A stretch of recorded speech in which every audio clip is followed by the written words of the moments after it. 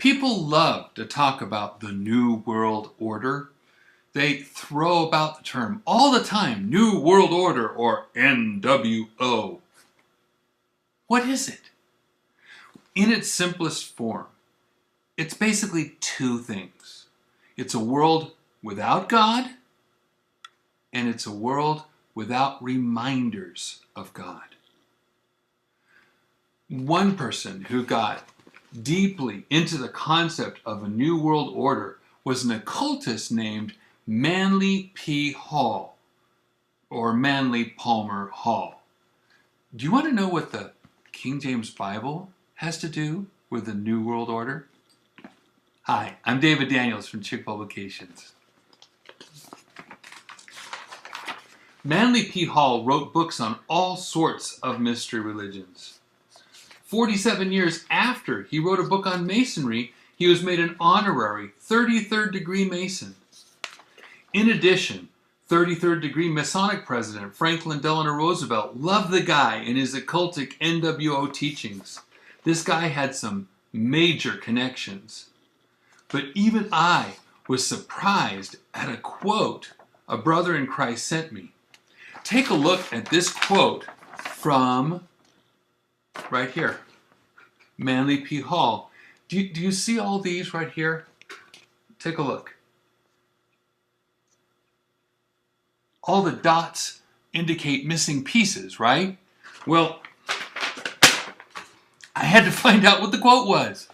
And so I couldn't find it online except in little snippets. Here, I took pictures of the little snippets here. All right, so I had to piece together not a whole article, but 215 little snippets, carefully trying to find the words before and the words after, till I pieced together 6,000 words of the article, enough to answer my question. The article is called Asia in the Balance. It was printed in his own magazine, Horizon, the magazine of useful and intelligent living. In April of 1944, over a year before we dropped the bomb on Japan, 2 nuclear bombs, so World War II was still going on, okay? Manly P. Hall was already thinking about how to make a world government. Remember, these are his words. I've been careful, even though I'm picking out, to keep his statements in context. Okay? Quote, "In the next 10 years, we will have to rebuild a world civilization. I hope for some psychologists, and even philosophers to be among those appointed to administer this problem. Without them, we are just going to get into more trouble." He goes on to say, "We will first perhaps try to make a great world plan. We will sit at a council table and figure how to iron out the troubles on the earth." Later he says, "World problems will not be solved except by creating a solution up through and out through the people themselves. And so, no post-war program can be successful unless at least 3 and probably 5 generations of social conditioning goes with it."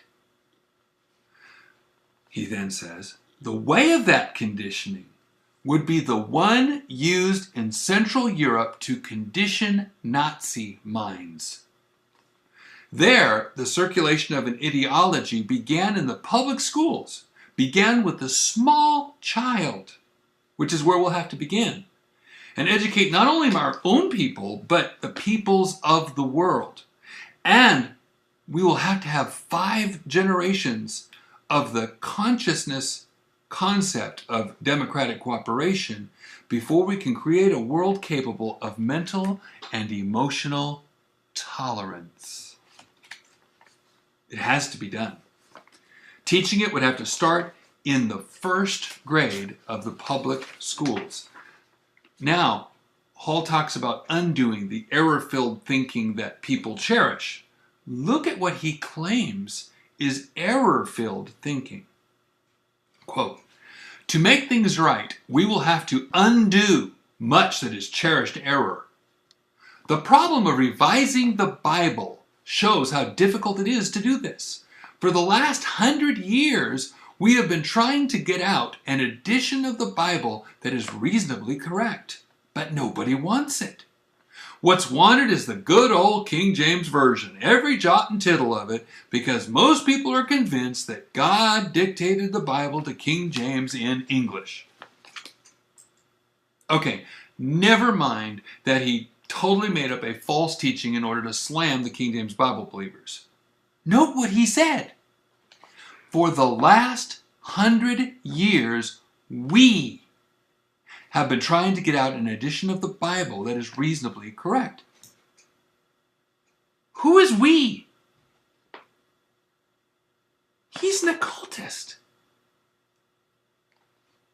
Who is he involved with?